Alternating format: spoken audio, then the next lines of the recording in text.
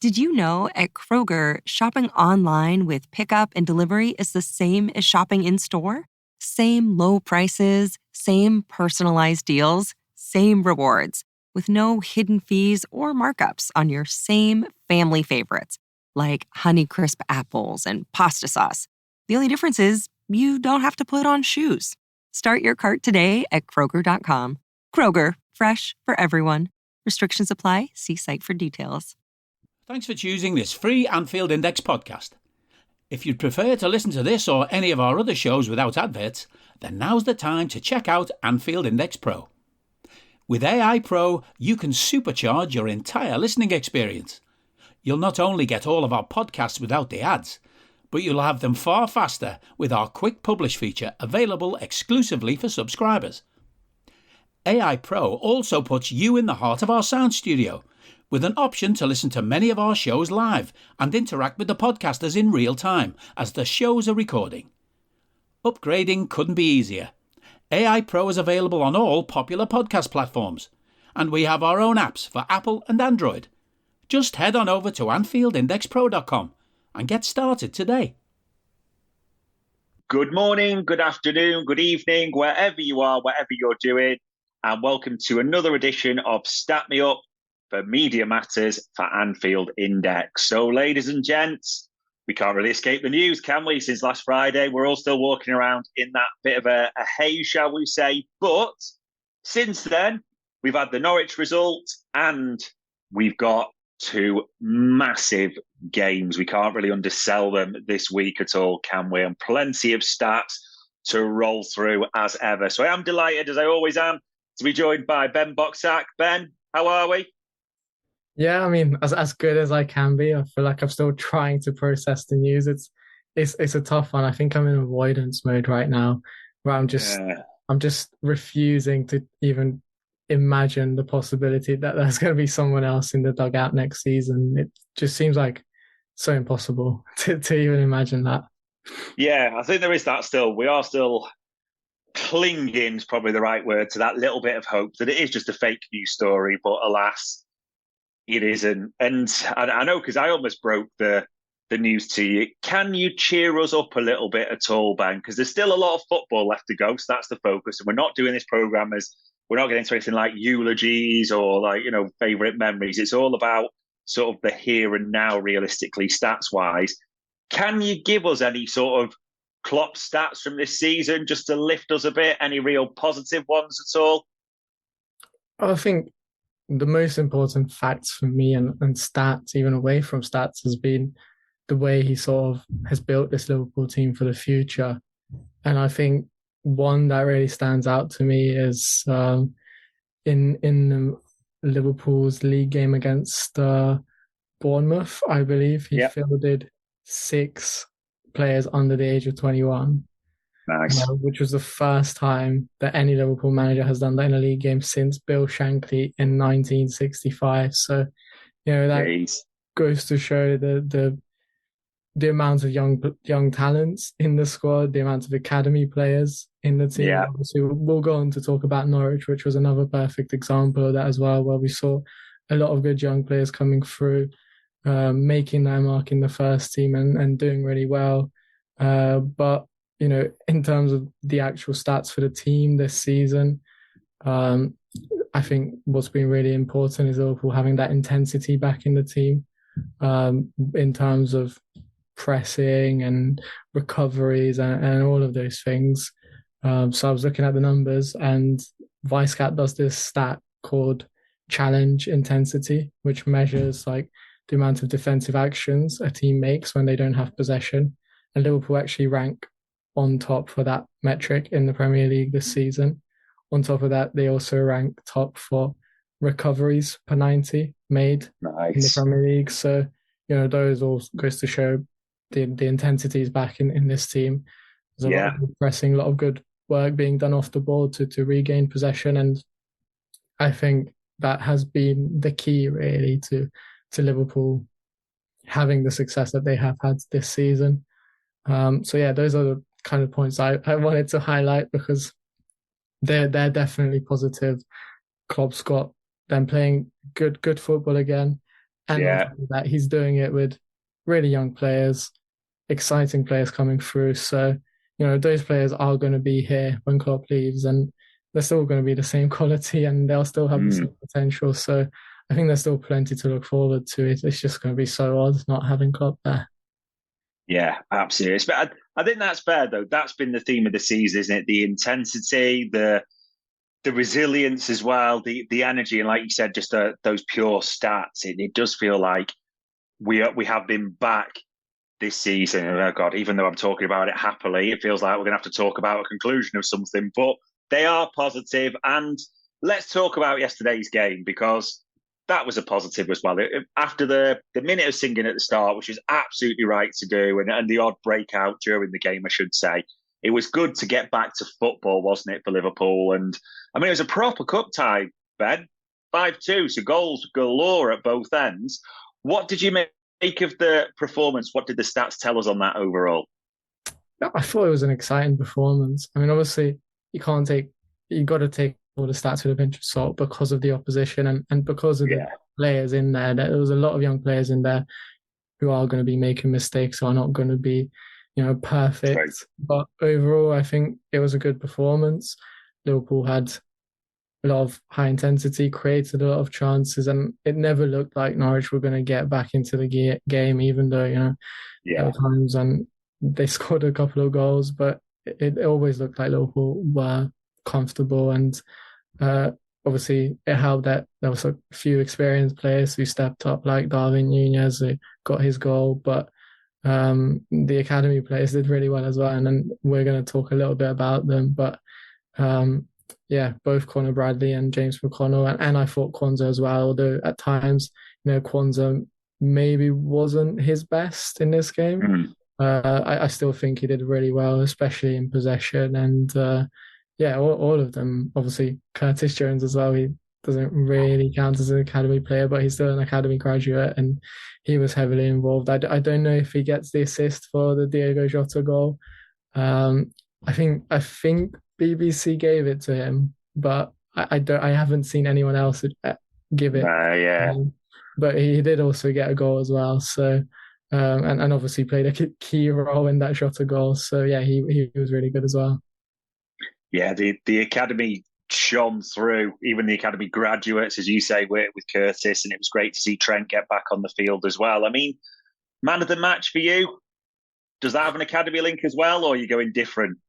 It's a tough one, but I think, at times, like, I was watching Conor Bradley and I was like thinking like, this is going to be so harsh to drop him for the next game. Like, you almost can't drop him. And he was definitely, I think, one of the best players on the pitch. And I got to give it to him because, he got 2 assists, but he was just so involved in everything else defensively as well. He won the most tackles on the pitch, created the most chances for Liverpool, won 6 duels on top of that, and made 4 recoveries. I just think, he was fantastic. And he has been fantastic as well over the last few games where he's been asked to step up and come into this Trent Alexander-Arnold role. 3 assists in his last 3 games. Like I said, it's going to be so unfair to drop him, but you got it for the Chelsea game. I don't imagine that he'll start that one with Trent Alexander-Arnold coming back.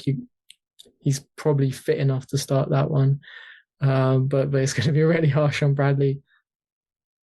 He's crazy, isn't it? I mean, we're genuinely talking about, as you said, 3 assists in his 3 games. He's literally been superb, and he's repeated it against tough opposition in Carabao Cup semi-finals as well, like cameo away at Arsenal, as we know, in the FA Cup. And yet, you probably do suspect Trent Alexander-Arnold will be coming in to replace him, we think, against Chelsea on Wednesday night. And the other one I wanted to call out, we alluded to him earlier. He likes a tackle, does James McConnell. We saw that against Norwich, which I liked as well. But he really displayed his overall talents, I will say. Did the stats back that up when you had a look? Yeah, I mean, like you mentioned, even in pre-season, it kind of stood out to me how good he was defensively. Like, he's just so energetic and he really wants to win the ball. He's really intense in his challenges as well. And I think he showed that he made the most recoveries in the game, which is really impressive. But I think apart from highlighting his defensive abilities, what stood out to me is his ability on the ball as well. 72 passes completed is not bad, you know. Yeah, In a game that was kind of back and forth at times, Liverpool didn't have that much possession, so 72 passes completed is really good. Obviously got the assist, which I thought was a really yeah, nice delivery for Curtis yeah, Jones. And that's something I wrote an article for Anfield Index a while back. I think it was at the start of the month when I kind of suspected he was going to have a bit of a role to play with Wataru Endo at the Asian Cup.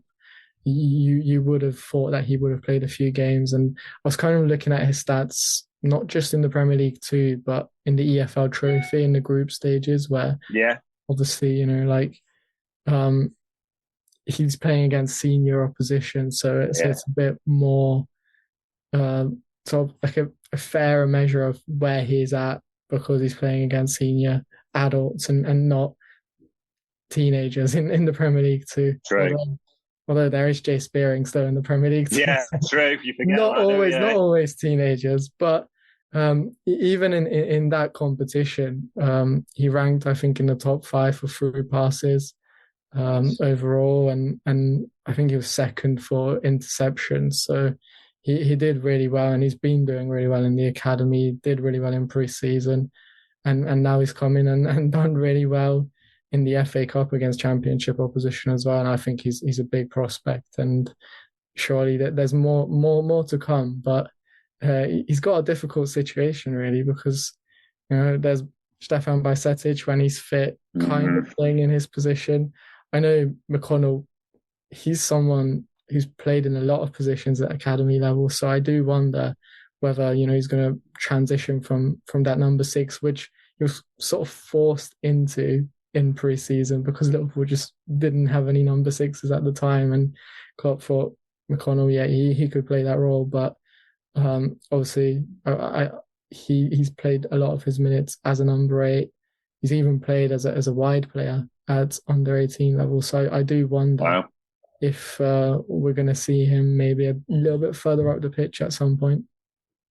Interesting, because he does strike you, especially when I saw him yesterday. He's playing off both feet, and obviously the goal was with his left foot, wasn't it? That ball across to the back post with Curtis Jones, and the way he likes to put himself about, you do naturally assume number 6 in the making. But if he's just playing those different positions, it will be interesting to see. But the academy at the moment, like you said before, like Bradley, Kwanzaa coming through, McConnell, even Bobby Clark, very unlucky just because of the situation and people coming back, not to even get a minute yesterday. But there's a lot to be excited about, quite rightly. And speaking of a lot to be excited about, Ben, massive, we're going to say this word about 8,000 times over the next week or so, but it is a massive week. Chelsea at home Wednesday night, Arsenal Super Sunday. It does almost feel just the way we are at the moment and where we are in the current season, that this is almost like a real litmus test of our title credentials, as it were. I mean, we'll do them one by one because I do want to separate them, because I know through history there's been some incredible stats for these games as well. So the Chelsea game first. So give us the best Liverpool v Chelsea at Anfield stats that you can muster from the archives, as it were. The thing is, I couldn't find. I was looking at recent stats, like relatively recent stats, and I couldn't find that many positive Anfield stats. So there's been a lot of draws recently between Liverpool and Chelsea. But the last time Liverpool actually lost against Chelsea was 8 games ago, and that was at Anfield in that absolutely horrendous run in 2021 at home. Yeah. I don't know if I'm sure everyone will remember and will like to forget that run ever happened. But yeah, that was the last time Chelsea have beaten Liverpool. And before that, though, like you got to go back to 2014, which is again a year and a set of games that we want to forget. Yeah. Obviously, that was the one where Liverpool lost the title in the 2013-14 season against Chelsea. So they don't have that good of a record at Anfield, considering, 2 wins in the last sort of 10 years, basically, or 3 wins, I should say, 3 wins in the last 10 years. That's not extraordinary.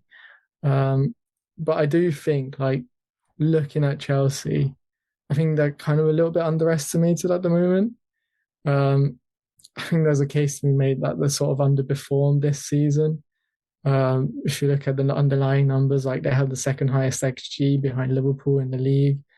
I know they've got a lot of penalties, so that's going to be a little bit skewed by the amount of penalties that they have. But even if we're taking away the penalties, they average the fourth highest non-penalty XG per 90 in the league. Defensively, their record maybe isn't perfect, but I do think that the new Serbian goalkeeper that they brought in he's quite good, and he's done quite well. So I think it's going to be a really tough test for Liverpool. I think. Are you that person who has everything? The coolest merch and those must-have fan threads? Well, over at our Anfield Index shop, we've gone that extra mile when it comes to pimping up your Liverpool collection. From our popular range of bespoke design t-shirts, sweaters, hoodies and hats, to our signature edition mugs, prints and coasters, all provided with fast worldwide shipping. We have something for every red. We also stock official LFC merchandise and are licensed with the Premier League and UEFA to sell official iron-on shirt badges and sleeve patches. As a listener to this podcast, you can get 10% off everything with coupon code AIPRO10. Just head over to AnfieldIndex.shop or find us on Etsy by searching for Anfield Index. Some fans potentially are kind of underestimating how big of a game this actually is, because I think, it's one of those that can be a little bit of a banana skin, just because, Liverpool might have one eye set on the Arsenal game as well on Sunday, and the way these two games are so closely spaced, not spaced out, is going to be, I think, a tricky one potentially. Yeah, I mean, it's a weird one when you look back in this. Like you say, you have to go back, and like when we've lost this, there's been even Yossi Benayoun scoring, as I saw in the archives for Chelsea, the former Liverpool player there as well. And I mean, last season, this was one of the worst games I think I've ever seen. It was the half-12, and I think Liverpool were 11th at the time and Chelsea were 13th. People remember it was an abysmal, and I mean abysmal 0-0. But something tells me it's not going to be the same, because, as you say, Chelsea do create a lot. They just can't seem to finish a lot of their chances. That's probably the tale, but they will be a threat on Wednesday night. And flipping it round, one opposition side who will definitely be a threat on Super Sunday. I mean, we go to the Emirates away, and Arsenal versus Liverpool away at the Emirates or wherever. There's quite a lot of stats, I bet, around that. It always seems to be a prominent game, shall we say. Yeah, and you know what? The stats for this one are quite positive recently anyway, because Liverpool have played the last 5 games that Liverpool have played at the Emirates. They've won 4 of them, so that's not a bad record. Obviously, the most recent one being earlier this month. So yeah, that's really impressive. I think on the other hand, though, again, Arsenal are a team that just really good defensively. Which not a lot of people are mentioning. That they're always talking about the attack and how good they are going forward, and they are really good at getting into dangerous areas. I think they're ranked second behind Liverpool for the amount of touches they take in the opposition's penalty area. So they are very good, but they've also conceded the second fewest goals this season. And I think if you're looking at expected goals against them, they actually have the fewest. So they've done really well defensively, and we found it out. Even though we beat them, they were really difficult to break down. And I don't know, like, with Chelsea being an intense game, and then Arsenal is bound to be another intense game. I don't know how the tired legs will play a role in creating chances and being able to break Arsenal down. And I'm sure like they're going to be so determined to get a result as well, because they really want to get themselves back in the title race. And obviously they'll feel like they should have beaten us in the FA Cup earlier this month. So I think that they're going to be really up for it. Their fans are going to be really up for it. And I think it's going to be a really tough game again. Yeah, I think you're right. Anything other than a win, probably for Arsenal, it looks a difficult task, doesn't it, for them to really be in the title race. But everyone will look back, as you said, to the 2-0 in the FA Cup earlier, where Arsenal, to be fair, did miss a lot of chances that day. Yes, we won. There was an own goal, and there was Diaz.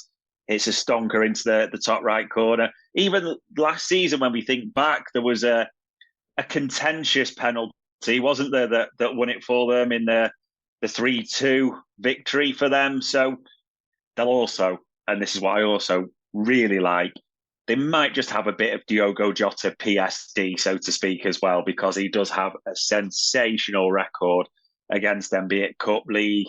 So let's just hope he comes to life in this one. Arnold as well. I think he's got the most assists. In his career have come against Arsenal. So I think he's got about 9 assists against them already in his career. So that's the highest against any other team. So having him back might be a huge bonus for Liverpool in this game. Yeah, it's interesting. Just almost sounds like we're talking ourselves, Ben, into starting Conor Bradley against Chelsea, but then Trent Alexander-Arnold at Arsenal. But we'll have to see. But yeah, if you've not that we advocate betting, but interesting. Jota to score with Trent assisting. I wonder what that odds will be for Sunday. And I mean, Wednesday and Sunday, we've never been in this pod when we're doing Stat Me Up. There's never been a sort of mystic meg element or here's our predictions every time. This is what we think. I suppose asking about the next two, because they are massive, and I don't feel any shame in saying that. We've mentioned it a few times. What do you think Liverpool will be expecting and hoping for? And when I'm asking that, Ben, what do you think, if we got X amount of points, I'd take that, to be honest?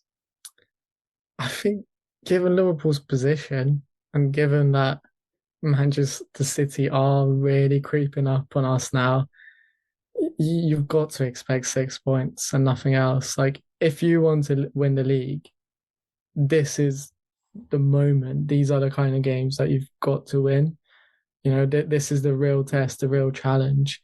And I think if Liverpool want to be serious title contenders and win it, then you've got to win both games. And even though the Arsenal one is a tough one away from home, but I think those are the kind of games that decide the league title. Those are the kind of games that if Liverpool don't win and they only get a draw, or if they lose and would miss out to Manchester City by a point or 2 points, or another crazy margin again, we'll look back on and we're like, oh, we should have got that. We should have got a point. We should have got 3 points against them.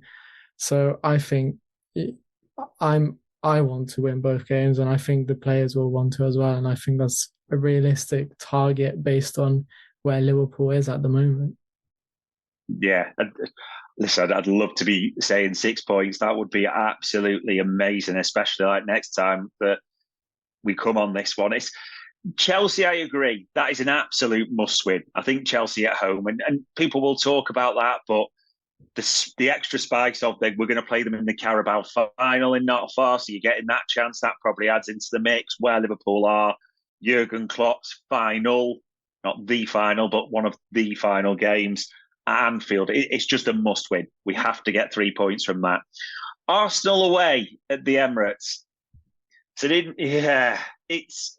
I do think as well, like you, I'd love 3 points. However, one or a draw isn't a disaster for me, because City lost there, United lost there. They've put a lot of good teams to the sword there, as it were. So a point wouldn't be disaster at all, especially with City. I wouldn't complain. I think, but if you do get those 3 points, I think the potential momentum you get from that, the way that can galvanise a team, that's what I'm saying. That can really spur Liverpool on to another level, even that we've seen them in January and recently.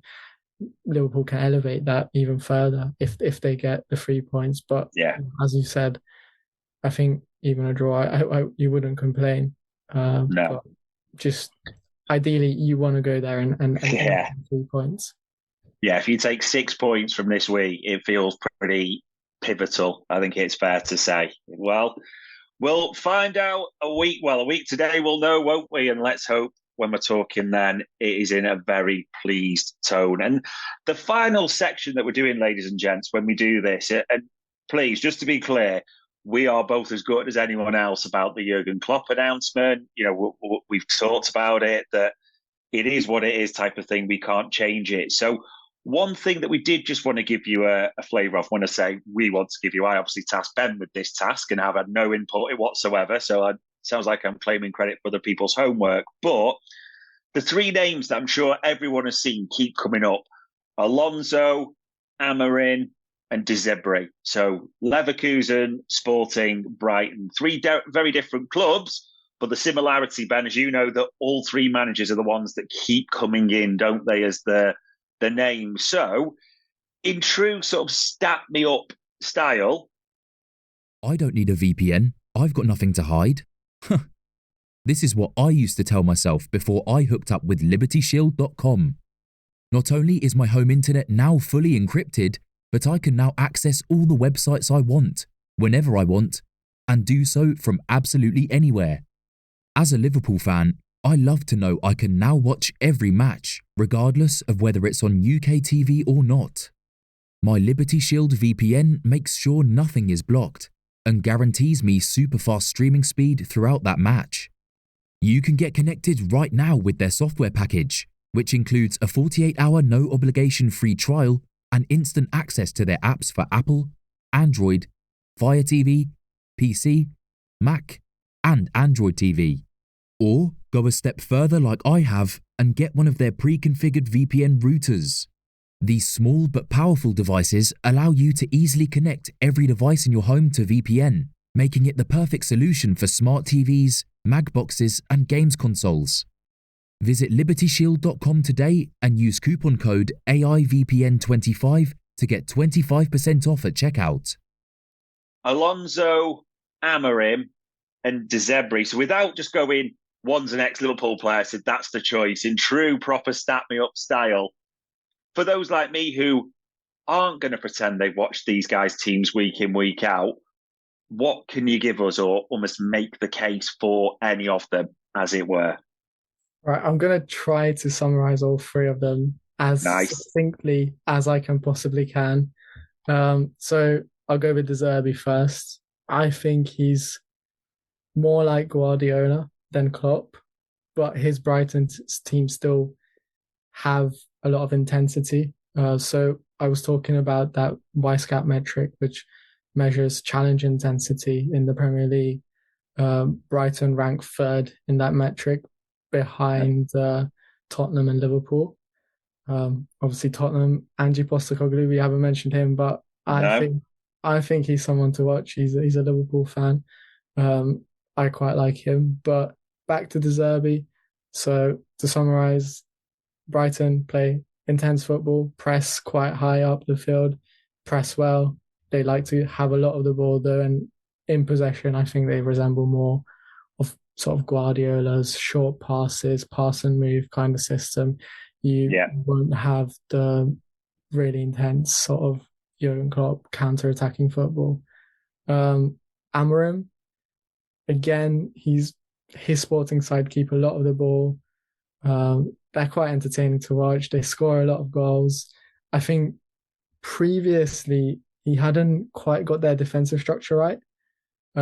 Last season they conceded 32 goals, which, you know, in a 34-game season is quite high if you're competing for the title. Anyway, they finished fourth, but Sporting's ambition is always to win the title. So wasn't perfect, but this season they've done really well, both going forward and defensively. They've actually conceded the lowest expected goals at 15.68 in the Portuguese league, which is the lowest by quite some margin. The second lowest is 19.95. So, almost a 4-point difference, which is huge, really. I think it doesn't necessarily reflect in the amount of goals they've conceded, because I think they have conceded 19. So it'll be interesting to see why that is. I haven't watched enough of Sporting to know why there's such a big fluctuation between the expected goals they should have conceded and the actual goals that they have conceded. Yeah. That's something to watch. Alonso, I've seen more of him in depth. I think his style is the most interesting and innovative out of the three. Just because it's a sort of blend of gegenpressing and the pass and move Guardiola system. So again, Alonso's side rank really high for challenge intensity.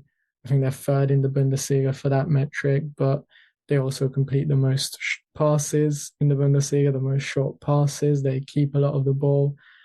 Just as an example, this weekend they drew 0-0 with Borussia Mönchengladbach. Yeah.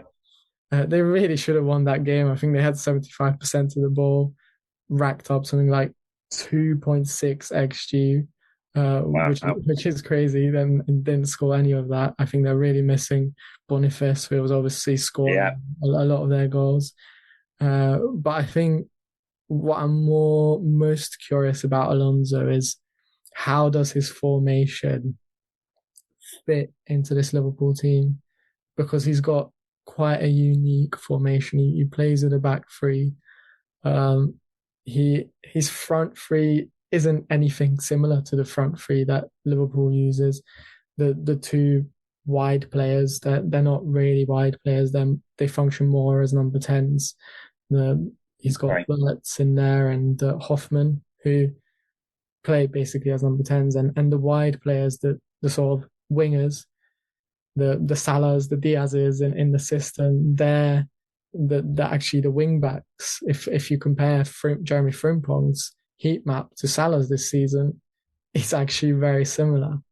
But then where does Salah play in that wing back role at 32 years old? He's trying to maintain his career for as long as possible. I can't see that. But then where does he play? Because he's not really a number 10. I think Trent potentially could even play as a double pivot in Alonso's system. So yeah, I think it throws up a lot of questions for me as well, if he persists with the formation that he's using at Bayern Leverkusen, because obviously I think Klopp played a lot of 4-2-3-1 at Borussia Dortmund, but then he came to Liverpool and switched it to 4-3-3. So it will be interesting to see. But at the moment, I do think, everyone says Alonso is the favourite. I am most intrigued by Alonso, but I think at the same time, there's still a lot of questions, like how does he envision his plan working? Is his system working at Liverpool? And is he ready for this step as well? Because he doesn't have that much experience at this level as a manager, at least. Yeah, it's true. It's just so hard to know. And this is before, as we know we're doing this, people, in case anyone's shouting if they're still listening, that we've not mentioned the sporting director and how that plan will work as well, type of thing. But we did just want to tap into sort of the knowledge, because I know, Ben, you do watch other leagues to a certain amount, or aware of the stats, and could give us that. So just to give people a little bit of insight there. Just to sort of finish off, Ben, I think it is important to link this, because we talked about the sporting director, and we've talked about, people will say, hold on, in your last few shows, it was about, as you know, January targets into the summer and all those types of things. There's a question I wanted to almost put to you in this regard. With what's happening, is there a possibility this does just change the whole plan for the summer, in the essence that we've looked at everything, didn't we? Almost assuming, I think it's fair to say, Jurgen Klopp would carry on and it'd be who would fit into this. But it could just all be up in the air, so to speak, now, couldn't it? Yeah, I think so. Absolutely. I mean, it all just depends on who, A, Liverpool bring in as a sporting director, and B, who comes in as manager. Because, like I said, if Alonso comes in and he decides, actually, I want to keep this formation, So, yeah. then that's going to change the priority of who he'll want to bring in. He might actually look at a right wing back. It might even be Frimpong, because he's been linked with Liverpool, and he might think, actually, I trust Frimpong, he works in my system, I'm going to bring him in. And then that throws up the question, well, where does that leave Salah? Where does that leave someone like Luis Diaz? Because I don't know if he can play the wing back role in this system. But again, I don't know if he can play the number 10 in Alonso's system behind the striker. So yeah, I think there's a lot of questions. I think someone who could benefit from it massively if Alonso keeps his system, and he's not mentioned that much, is Fabio Carvalho, because he's obviously he's someone who didn't fit in any shape or form into Klopp's system, couldn't play as a winger, didn't really fit in as a midfielder. But if Alonso keeps his formation, and if he does come into Liverpool, Carvalho really fits into that number 10 role, and I think he's someone who could thrive in it. And depending how well he does at Hull City, I think that's one to watch out for as well. So yeah, like maybe we did those shows too prematurely now, looking back at it, because it really does throw everything up into the air. I think for some players it's going to be a new opportunity. For some players, it's going to be uncertainty, and I think that's reflected by what Virgil van Dijk said earlier today about he doesn't know if he's going to be in the new manager's plans, and nobody does. And I don't think he was suggesting that he wants to leave Liverpool. I think it just reflects the uncertainty around the whole thing, because no one knows anything. Yeah, I'd agree with that. I mean, Virgil's comments, I tweeted about it because I think some people would say, oh, this disaster. I didn't take it that way. I think he's an honest guy. He was asked an honest question. He always gives insight. Maybe, though, for us to say anything, I think he could have maybe been a bit more guarded, or just thinking about the impact at this time. Comments from the captain will also have, shall we say, but people will see that different. But you're right. We don't know. A, we don't know if it's going to be Alonso. B, we don't know if he keep the same formation. Then C, we don't know who would fit where, and there's usually winners or losers, isn't there, when a new manager comes in. And D, well, I'm going to defend us because we have no idea about this like everyone else, Ben. So, we do our shows based on what we know, but things like this happen and it gets jumbled in the air. So, ladies and gents, that was a special Stat Me Up, because we did want to get one in specifically before the big games coming up. But naturally, we left it a bit later than normal because, funnily enough, there was a focus on the announcement from Jurgen Klopp, wasn't it? So we've tried to time it right. So hopefully when you listen to this, you do feel that way. But the only couple of things it leaves me to say is, first of all, Ben, thanks for the time, thanks for the insight, and thanks for doing the homework as ever. Much appreciated. Pleasure, as ever. Good stuff. And ladies and gents, that was another Stat Me Up for Anfield Index. We hope you enjoyed listening to this Anfield Index show. Please be sure to subscribe to our channel so future podcasts find their way to your device automatically. There's nothing quite like fan engagement, and we'd love to know what you think of anything discussed on this show. The best way to get in touch is over on our free Discord community, where both podcasters and listeners debate the hottest LFC topics 24/7. Sign up free now at anfieldindex.com/Discord. You won't regret it. You can also follow us on Twitter at Anfield Index, and find us on Facebook by searching for Anfield Index. Oh, and before you go, we'd love it if you could leave us a 5-star review on your favourite podcast app. It only takes a couple of seconds, and it means the world to the people who create these free shows. Sports Social Podcast Network. My brother-in-law died suddenly, and now my sister and her kids have to sell their home. That's why I told my husband we could not put off getting life insurance any longer. An agent offered us a 10-year, $500,000 policy for nearly $50 a month. Then we called SelectQuote.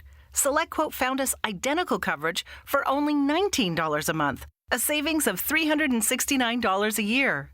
Whether you need a $500,000 policy or a $5 million policy, SelectQuote could save you more than 50% on term life insurance. For your free quote, go to SelectQuote.com. SelectQuote.com. That's SelectQuote.com. SelectQuote. We shop. You save. Full details on example policies at SelectQuote.com/commercials.